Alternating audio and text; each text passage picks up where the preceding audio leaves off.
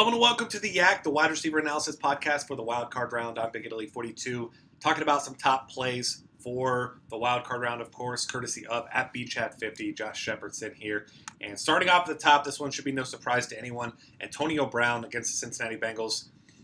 And Josh mentions here that he would like him more as a GPP play if this was a regular week in the regular season with obviously way more than 4 games. But not a lot of players to pick from, only 4 games. And he has a very tough matchup and hasn't had a lot of big games against the Bengals. In 2 games against the Bengals this year, 13 catches for 134 yards and a touchdown. And 87 yards of that came in a game with the Bengals not having Adam Jones. So those are not good numbers by his numbers. But he did lead the league with 136 receptions, tied for that. Second in receiving yards with 1,834. And is 10th in touchdown passes, or touchdown grabs it should be, with 10. And we're looking at a Steelers offense that's probably going to be pretty pass-heavy in this one. You got D'Angelo Williams still in a walkie boot. He's looking like he's doubtful to play. Fitzgerald, Toussaint likely to get the start here. So not a guy that you imagine they're going to rely on heavily. And the Bengals certainly can be beat through the air. Roethlisberger has had success against him in the past, not so much this year. But Antonio Brown, easily the highest upside of a player on this slate, but also going to be very high owned. So certainly a guy that you don't want to fade in your cash games, but in GPPs, I don't mind. Obviously, as a Bengals fan, of course, but I don't mind fading him in a couple GPPs because I do think he's going to be very highly owned. And the next guy up, I think, can give you similar production at a much lower ownership.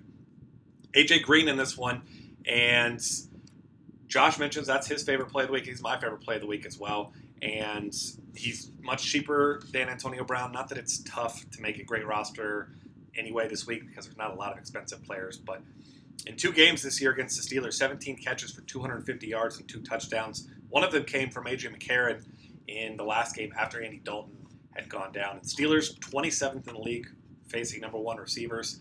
And A.J. Green has just consistently had a ton of targets and a ton of success against this team.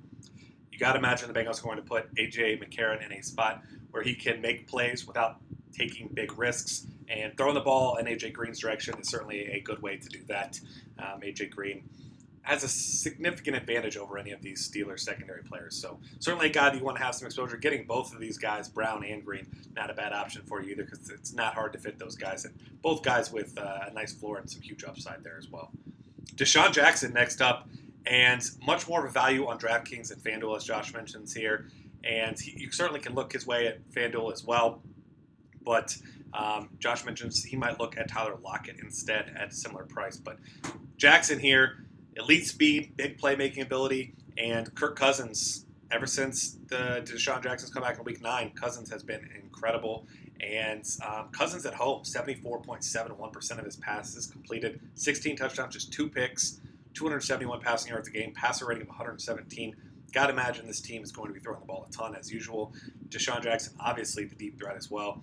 Jordan Reed going to be a really popular play, obviously at tight end. So DeSean Jackson's ownership might be bumped down just a little bit, and we know he's capable of paying off his salary with just 1 big catch at $4,500 at DraftKings.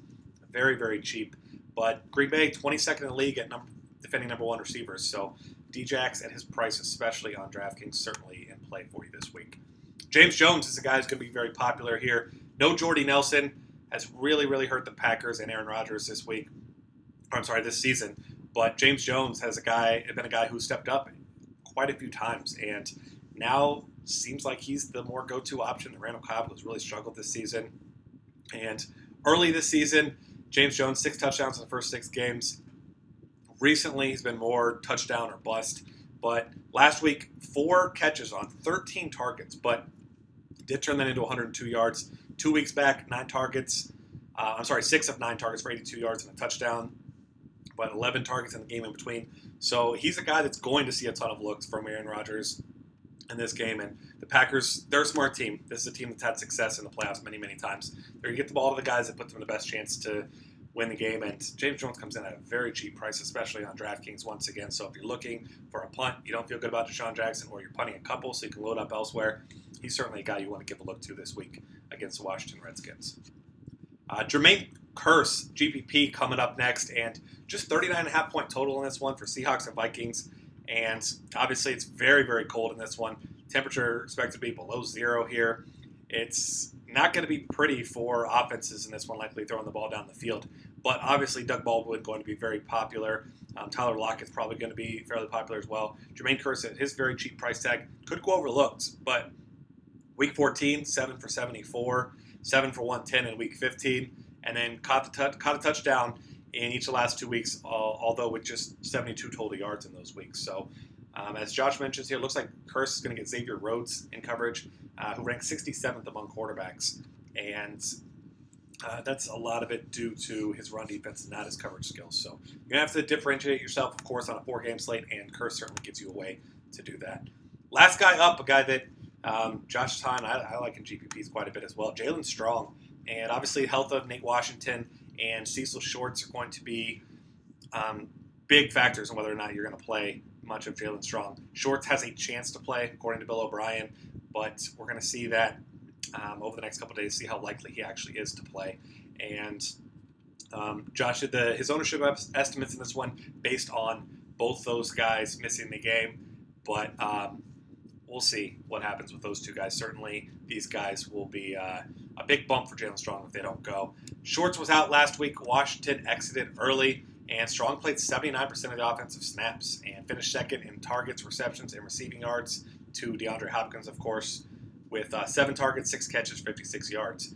And in Week 16, caught just 2 of 5 passes for 18 yards, so he certainly does have a very low floor. But he's a huge target, 6'3", 215 pounds, and had some big seasons for Arizona State and college. So this is certainly a good go-to guy. He's had a couple nice games this year.